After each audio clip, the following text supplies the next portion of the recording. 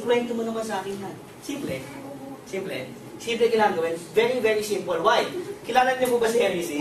Henry C. Kilala si Henry C? Yes. May-ari ng? SM. SM. Nakita niyo naman yung SM? Hindi, kawawa naman kayo. Yung SM po, yan ay mall. No? Yung mall na yan, nagsimula yan po sa isang insect. Ang pangalan ay Henry C. Si Henry C nagsimula sa simpleng kariton. Ang unang binibenta niya isang bus sa panlalaki na size 8. Araw-araw umiikot na sa Carriedo, sa Manila. Ikot siya ng ikot upang magbenta ng sapatos. Pinagtatawa na siya ng kamag-anak niya, yung mga kaibigan niya. Sabi niya, Henry, walang yayaman sa pagbibenta ng sapatos. Araw-araw ng buhay niya, pawis na pawis si Henry, paikot-ikot na Carriedo, ng Manila, ng Santa Cruz. Yan. Araw-araw yan. Hanggang after 1 month, yung kariton niya naging 4 na sapatos na. After 2 months, yung isang paris niya, hanggang inipon niya, yung kariton niya nagpagpatay pa ng second floor. No? Nakapagpatay pa ng second floor na araw-araw ng buhay niya, umiikot niya ng Manila para magbenta ng simpleng sapatos gamit yung simpleng kariton. Pero hindi mo alam kung sa habang ginagawa niya yung bagay na yan at lahat ng kaibigan na pinagtatawa na siya, sa loob pala ng kariton na yan, doon pala magsisimula yung tinatawag ng Mall of. Sa loob ng kariton na yun, doon pala magsisimula yung SM Mega. Sa loob ng simpleng kariton na binibenta ng isang pares, sa loob ng, andun doon nagsisimula SM Ayala, SM Cebu, SM Davao, SM Bacolod, SM Pampanga, at lahat ng SM sa buong Pilipinas. Nagsimula yung mall na yon sa simpleng kariton. Kung si Henry si kaya magsimula sa simpleng kariton, ba't ikaw hindi pwede magsimula sa simpleng bayo? Pakita natin bayo natin. Pakita natin bayo. Pakita natin bayo natin. Pakita natin bayo. Yan po yung bayo. Ang sinasabi ko lang sa akin, no? Nagsasabi ko na sa inyo, kung siya kaya niyang gawin, kaya mo din kaya? Ano mas mahirap, yung ginawa niya o yung gagawin natin?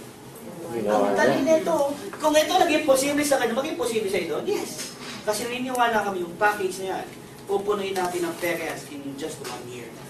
Okay ba yan? If you want to be a millionaire, join us. But if you don't want to be a millionaire, please, don't join us. Who wants to be a millionaire? Taas kamay. Taas kamay.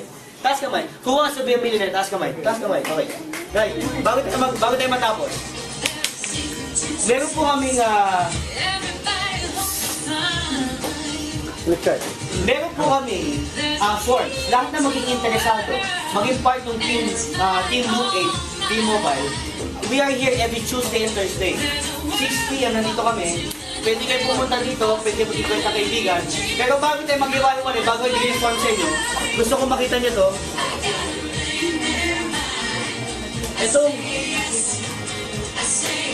Itong tao na to, guys, isa sa mga na-invite namin sa V-Mobile.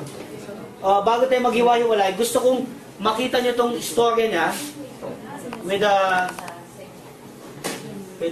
off light. Guys, panoorin nyo po to.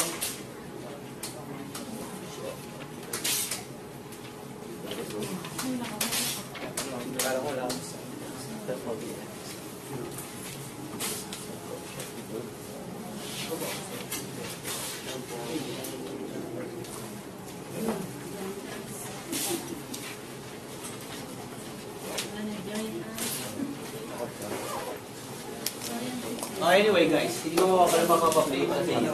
Pag-uwi nyo na lang mamaya sa bahay, no? Medyo nagkaroon ng problem ng ating technical.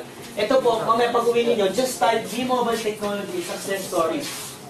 May lalabas yung tao na to. Siya po isang dating nagtutupi ng damit sa Diki sa Market. Kailan ito? Digis. Taga-Digis ka?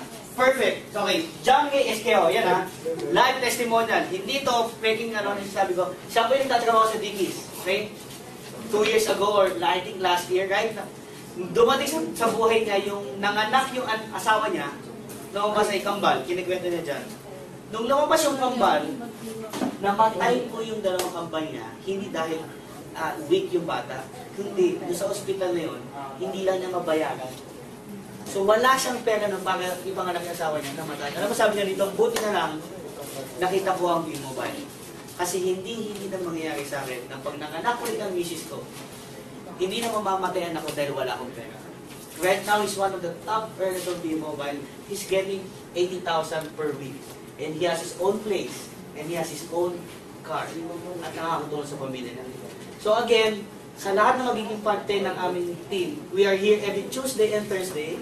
I'd like you to meet one of your leaders, Mr. John. Kawin naman kayo si Mr. John. He's one of our leaders also. And si Ma'am Kelly. Si Ma'am Kelly po sa likod. Wala pa si Ma'am Kelly. Yun ang mga coordinators. Okay. Ngayong araw na to, we have all the kids here. Lahat ng gusto maging part of this, we have trainings. We will teach you how to do it. Every Tuesday and Thursday, 6 p.m. nandito kami. You can bring your invites. Again, maraming salamat sa inyo lahat.